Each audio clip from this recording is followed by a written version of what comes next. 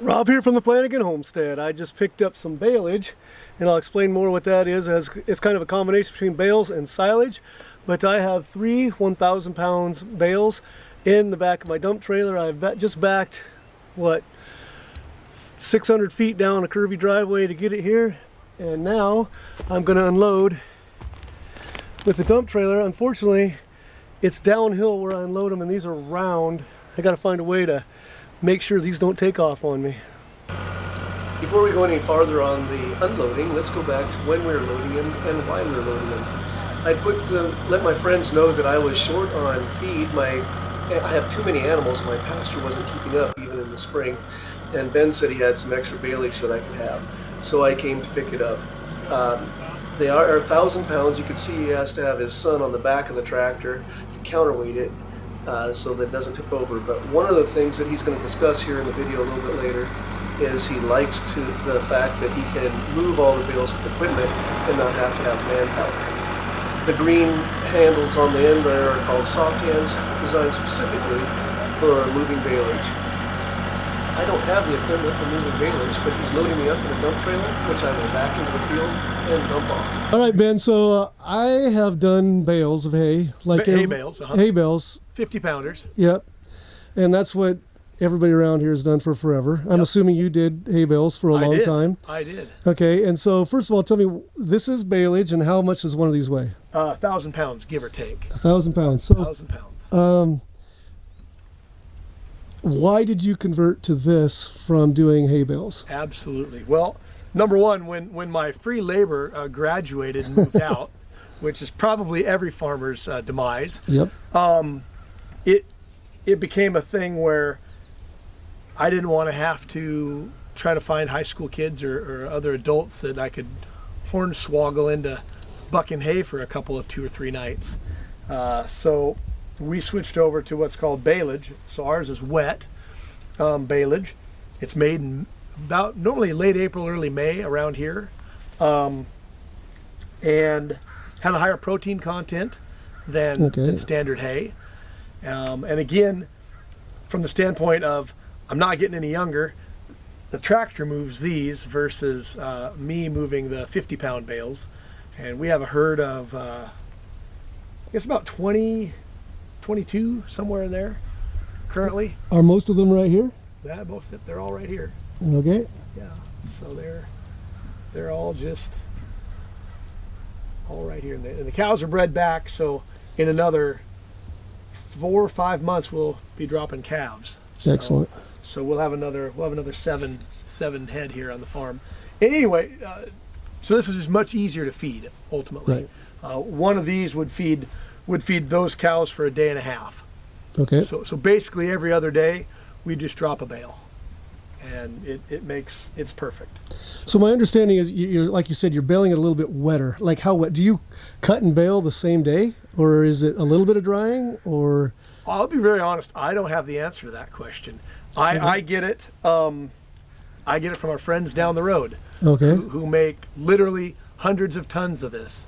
So that enabled me to carry more animals on my pasture because I don't have to keep a hay field anymore. Right. So I do know that it's relatively. I think they cut it one day. I think maybe they turn it, and then they bale it. Okay. So there's probably a day in between cutting and baling. And it's pretty tightly sealed. Oh, it's airtight. And so once it's opened, how long does it last? Well, we like to say that we want to feed them out in 5 days. Yeah. The reality is as I've already said, 24 hours to 36 hours is how long they last. When we were up to 33 head this time last year, and we would feed 2 of these a day. So that was how quickly they would go. As far as being airtight, they are airtight. They only, if you could smell this, which you can't through the camera, it smells like a pickle jar. And so the grass ferments because there's still oxygen in the grass when it's sealed up with the wrap. And so there is some natural decay or breakdown, if you will. And it only decays or breaks down until it's out of oxygen. And at that point, it just sits in limbo, if you will. Right. And so that's the pickle smell. And anyhow, this isn't a very good representation. This bale here, we hit it with the tractor and tore it open. So this is a damaged bale that has been opened. This is a damaged bale. Yep. So normally when you open this up, are you going to see more green, like I see where you pulled back over the top? No, there? this is because this is a damaged bale. That's why this is showing. This is actually a little bit of mildew. Okay. So you wouldn't have that. You would basically just kind of have this, just this dark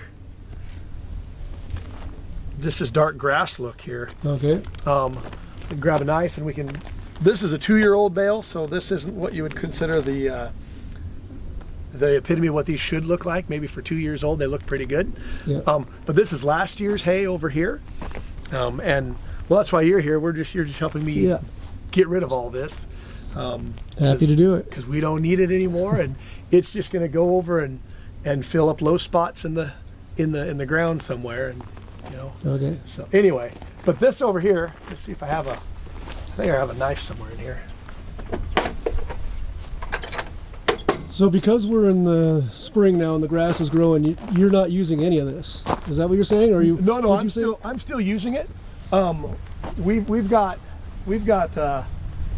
about 35 acres here that we utilize, and so currently we have them on 12 acres, and we have it shut. They're just pinned into this 12-acre paddock, if you will.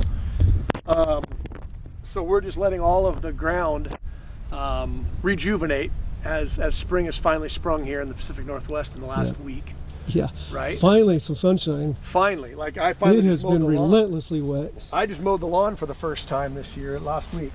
So ultimately, I'm letting the pastures rebuild out there, and they'll stay in here, and so they're still eating on this, and I'll probably keep them in this paddock until probably May 1, May 10, somewhere in there. So how many acres is this paddock? This is 12. Okay. And then we'll open them up into the rest, and they're kind of broken into a handful of 5s, so we can rotate them a little bit. We're not great at rotational grazing, but we do try a little bit. I understand completely that. It does help. Yep. It really does. So ultimately, once we take them out of here, we'll shut this off again, and we'll drag this field and then overseed it, and capture the May rain to rebuild this pasture, because this is the winter pasture, so it really gets beat up. Yeah. Oh yeah. So this hay here. So these wraps, like we said, they're airtight. So there's no air getting into them. But we'll do this in the sun so maybe you can see it. So this is what this will really look like. Just like that. And the cows absolutely love it. So now the hands smell terrible. Oh yeah. Yeah. So the plastic wrap is just to keep the moisture, or keep it airtight. Keep it airtight. And then that net is what keeps the shape, or what is that net doing there? Kind of holds everything together. This particular baleage here is cut long, and this grass is not chopped, if that makes any sense. Okay, so it's kind of, this is rolled up. You could actually go to the top of a field and set up top of the hill and unroll this entire bale down a hill. But all this does is just holds it all together. So when we feed these, we remove the plastic bale or the plastic wrap here, and then run them out to the field with just the net on them. And then when we're ready to drop them into the feeder, we cut the net. Okay. And that's how we operate. And that old hay over there, the 2-year-old hay over there, that man had a chopper, and so that's a finer grass, and that's why when you look at the shape of those, they're kind of mushy looking compared to these are much rounder. Yep. So the cows loved those too. They really loved the chopped because it does half the chewing for them, I think. Yep. So yeah, that's pretty much it in a nutshell. So again, I switched to these because labor savings, finding the kids to do it. I loved putting up hay. I still do. Yeah. But it's not always that easy to find the help. Yep. I'm like you. My boys graduated, and I had 4 strong boys, and now they had to go find wives, and ruin my work crew. They didn't want to be married to a hay bale any longer. No. Well, and then to boot, you know, living in the Pacific Northwest, it's the most beautiful place in the world to live, July through September. Absolutely. And in July, that's when you make hay bales.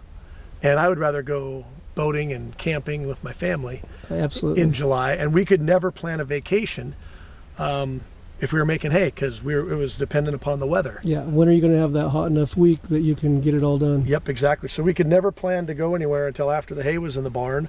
And then at that point, you know, is there a campground left available, or you know the story. Not to sign up late. Right, not us. So my unloading strategy here is I'm strapping the front two bales so that they cannot move, and I'm going to get the first bale to roll out, and I'm going to try to get it stopped on the slope and brace it so that it'll be the stop for the next two to come out. My wife is lifting the trailer slowly so I can let this first one come out. Hold on.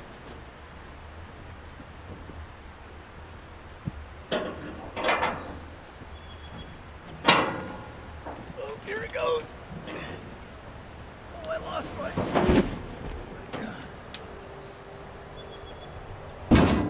Ooh.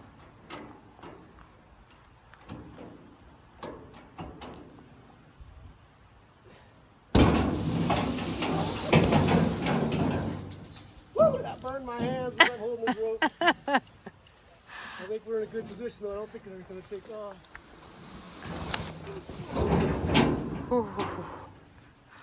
Wow.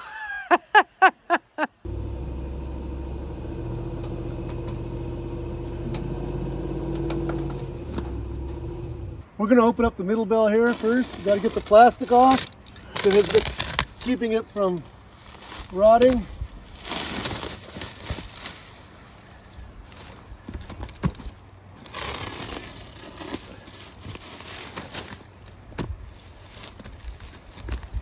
Mesh net's coming off too. It'll be interesting to see how well they take to it. The reason I've taken the middle one off, I was going to do the last one, but if they ate that away and this one started rolling, that wouldn't have been a good situation. It's definitely still very moist in there. It'll be interesting to see if the animals like it. Come, boys! Come, boys! Down here! Come, boys! Come on! Come on!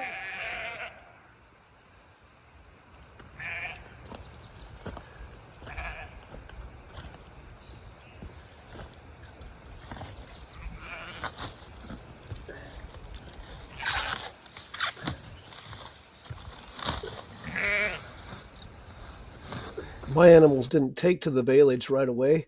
They were curious about it. They nibbled at it, but I think the strong vinegar smell kind of pushed them away. I've made this video weeks later, and they are slowly pecking away at the bale, but they're not attacking it as I had hoped.